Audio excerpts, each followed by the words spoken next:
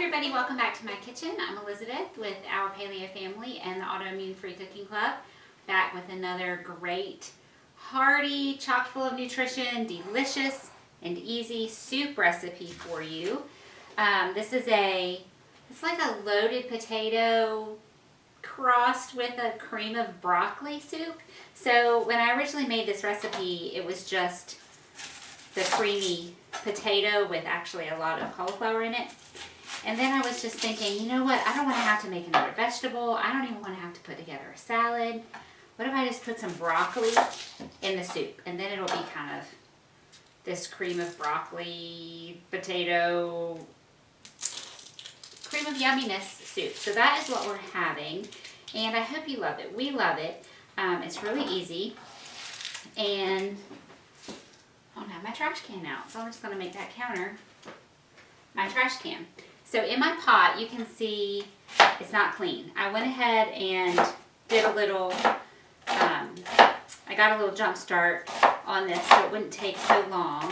And I fried a package of bacon. It was a 12-ounce package, although it doesn't matter at all how big or small your package of bacon is. Just whatever size you have. You have half of a package, that's fine. It's just to garnish the top, and you know, we're going for that loaded potato feel where you can put bacon,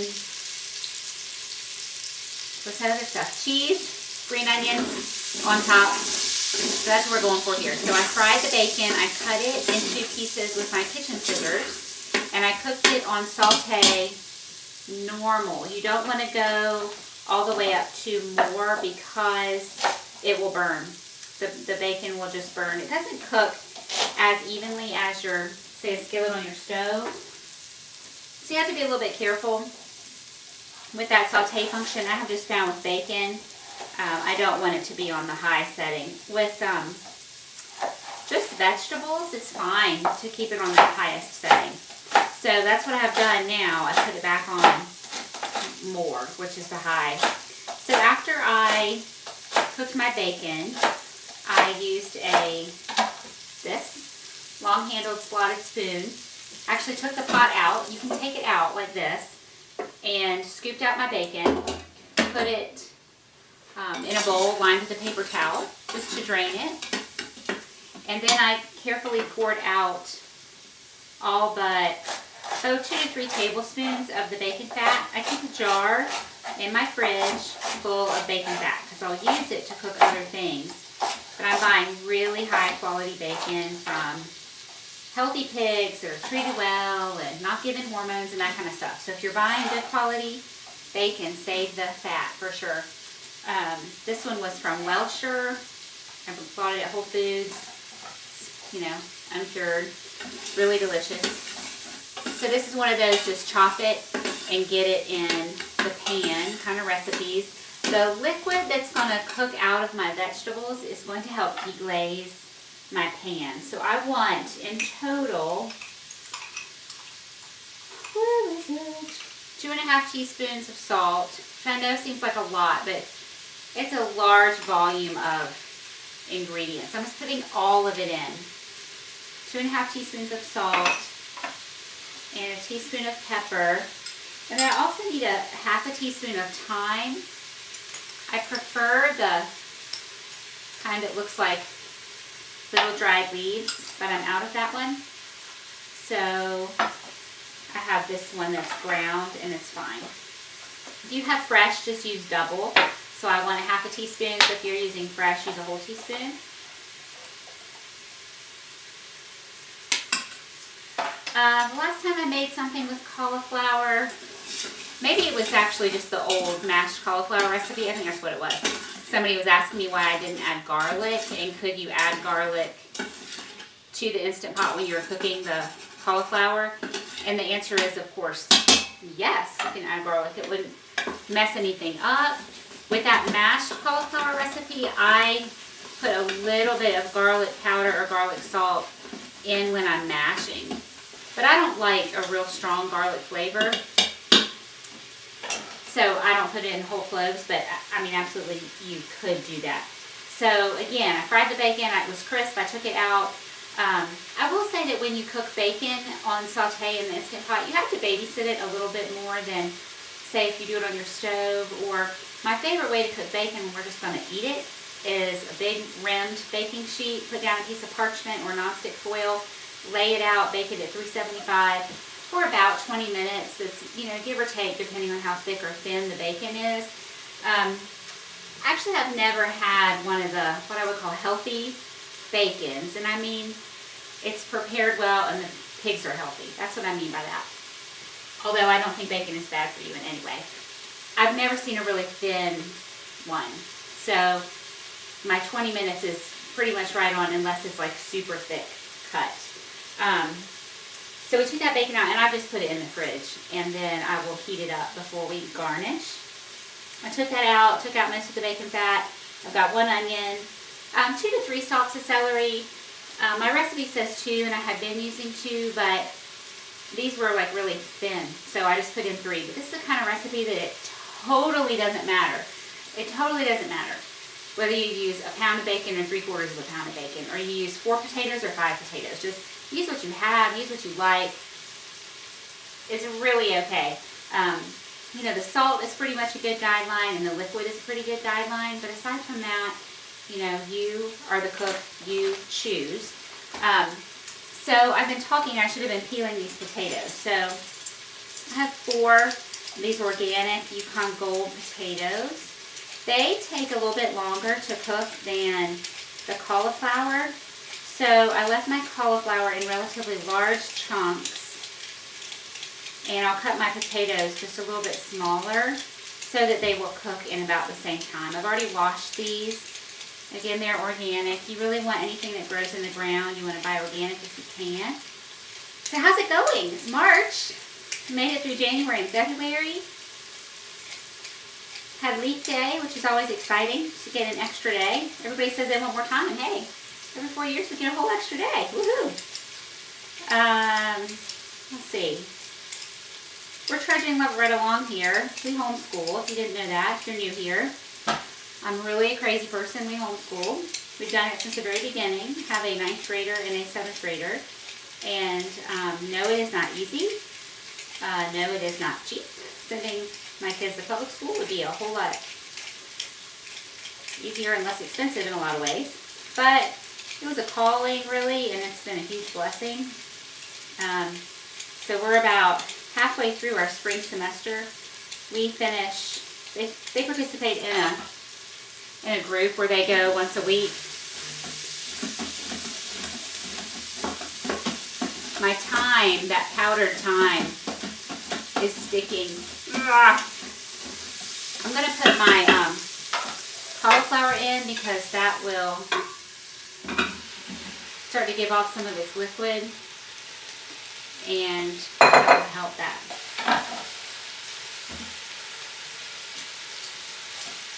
Okay, homeschooling. So we go to a group once a week, and that is just 30 weeks per semester. So the kids are halfway done with the spring semester, but then that gets them out of school pretty early in the year. So they still have other work they need to do, but it's a very rigorous curriculum actually. So I don't make them do a ton afterwards, but they always have some math that they need to finish up.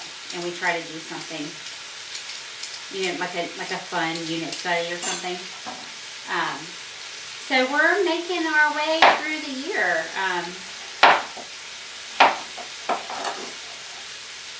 Let me clear this out.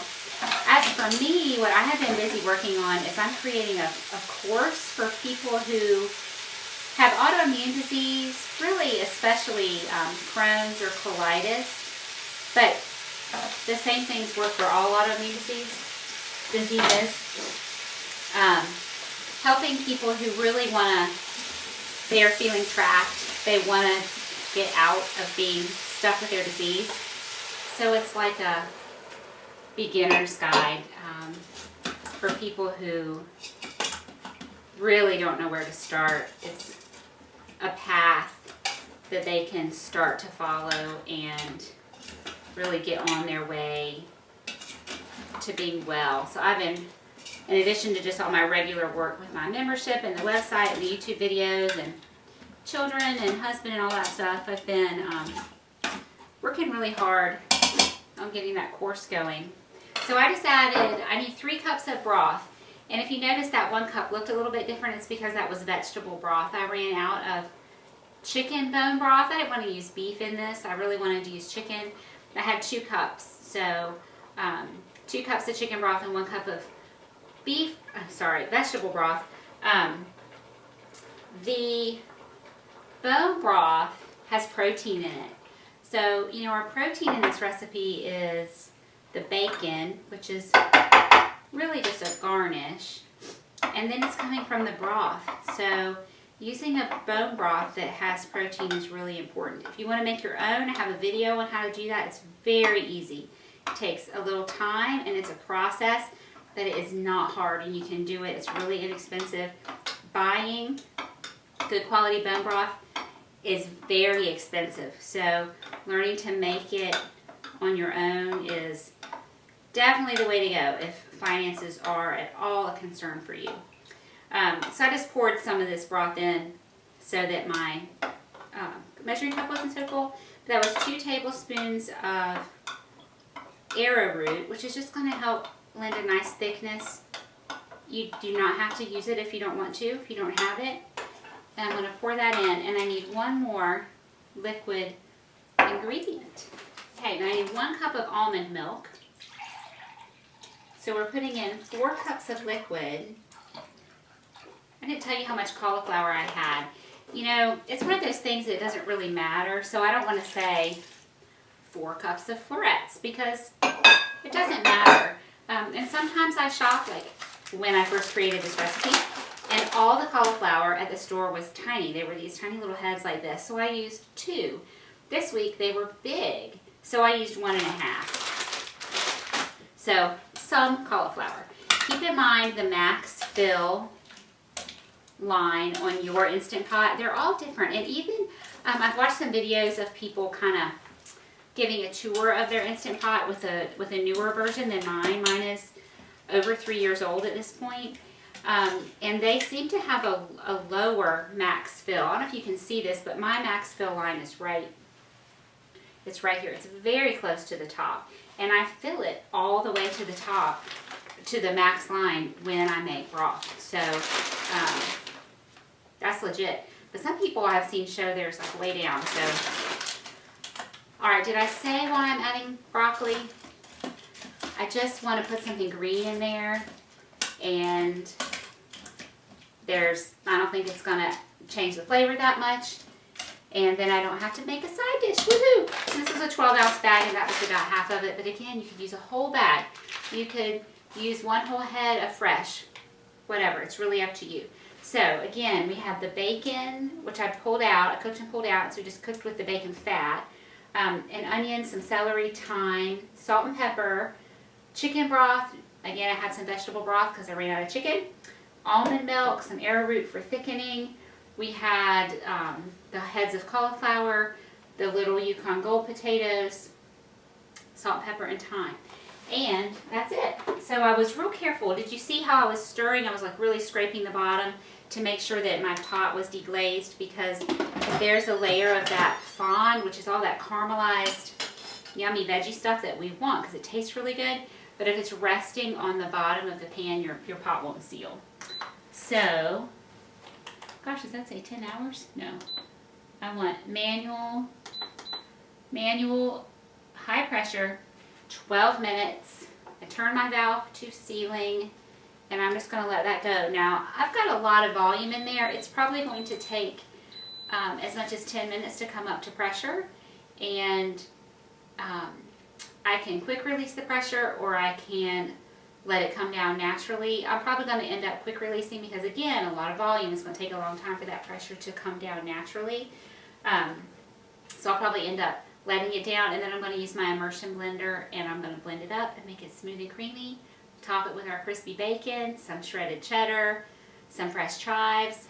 Not necessarily for the onion flavor, although I like that. Some people like that, but because it will look really pretty. Okay, so we'll see you back here in a flash. Okay, everybody, welcome back. So I'm not often right about many things, as my teenagers especially will tell me. But in this case, I was right. I said it would take about 10 minutes to come up to pressure, and it took 10 minutes to come up to pressure. I let the pressure come down naturally for 4 minutes, and then I did a quick release, and it took a couple minutes for all the pressure to come down. So I put a towel over the top.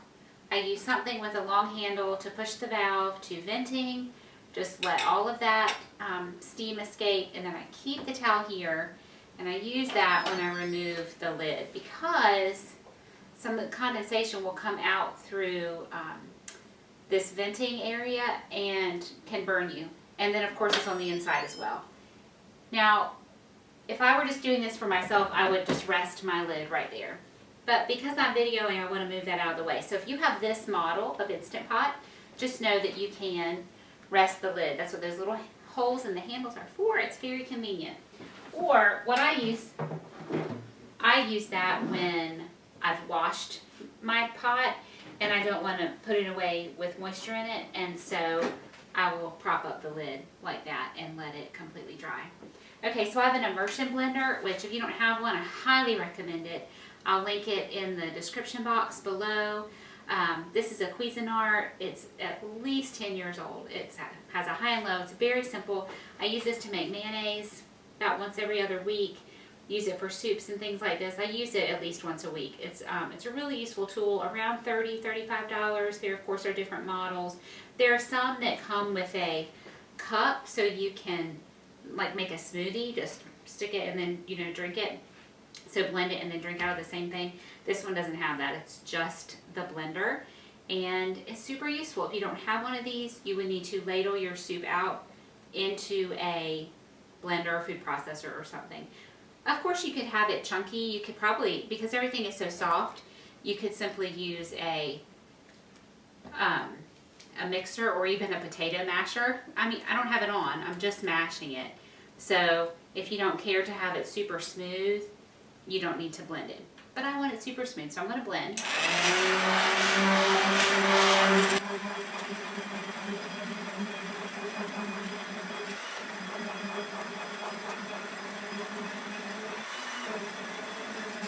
If you remember back to the Emeril Lagasse days, the early days of the Food Network, he had one of these. That's how I learned about it in the first place, and he called it his boat motor.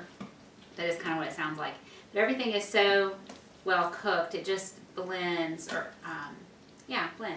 blends up beautifully. And it's not green, you know, it's not going to be shocking in any way, but yet you have that nutrition of the broccoli in there. I'm going to give it a taste. Let's see. I'm going to ask you to do a favor for me. Yes, if you are somebody who maybe you've never heard of the paleo diet, or you've never heard of anti-inflammatory foods versus inflammatory foods, you never heard about managing autoimmune disease with diet instead of medication, and that's intriguing to you, then you are the person that I am building my course for that I was mentioning earlier, and I would love feedback from you. What are you looking for? What would be the most helpful to get you started on your journey so that you would be successful? My whole intention is that when I was very, very sick with undiagnosed Crohn's disease, I wish somebody I knew about diet and lifestyle, because it would have just tremendously improved my life way earlier, you know. I had a miserable good chunk of years there, and it would have been nice to have not been miserable, especially it was when my kids were really little. So that, you know, that phase of my life was kind of a blur. Anyway, so maybe you're that person. Maybe you're hearing this for the first time, or maybe you can, excuse me, you can think back to when you were in that place. Maybe you've been kind of eating paleo for a while. Maybe you're already managing your autoimmune disease without medication. Try to think back to that time when you were first learning.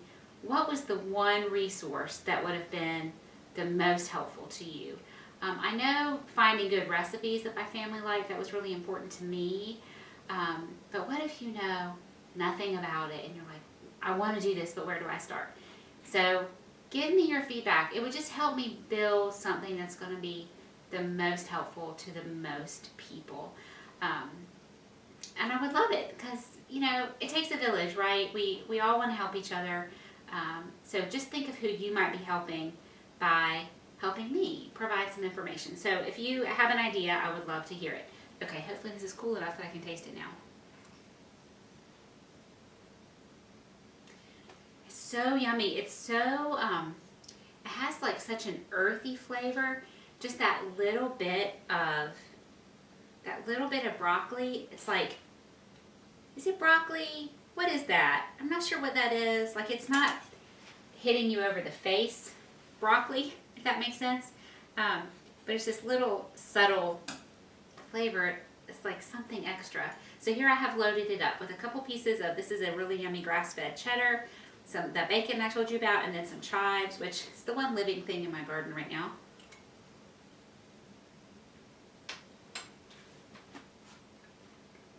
I love it. It's so tasty.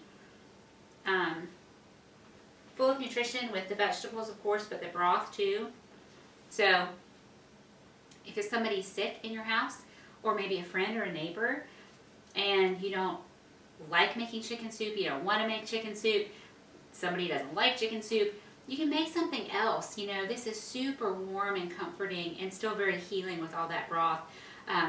If you really wanted to up the anti-inflammatory benefits, like of somebody that's sick, I would add some turmeric, which you can buy in the spice aisle. A lot of stores will sell it in bulk because it's kind of expensive, and it adds this nice golden color. If you don't add a ton of it, it doesn't add a ton of flavor, but it adds a lot of anti-inflammatory properties. So this is my cream of broccoli and cauliflower soup. It is delicious, it is fast, it is easy. Everybody can kind of make their own. You know, if somebody wants sour cream on it, they can put sour cream on. Everybody can make it up their own. Hot sauce will be delicious, sriracha would be delicious. My son loves sausage. He's working tonight, so we're having bacon. If he were here, he would for sure be asking for sausage. So you could do that, or you could do no meat whatsoever. You could keep it vegetarian. Although if you're keeping it vegetarian, you need to make sure you're getting some protein somewhere. And that's it, I think. Okay, thanks for tuning in, everybody. I'm always excited to bring you a new recipe, and I love to hear from you. So consider subscribing, hitting that little bell icon. That will just let you know when a new recipe comes up. If I go live, you'll be notified of that. Share, like, comment, so I can get to know you a little bit. All right, thanks everybody. I'll see you next time.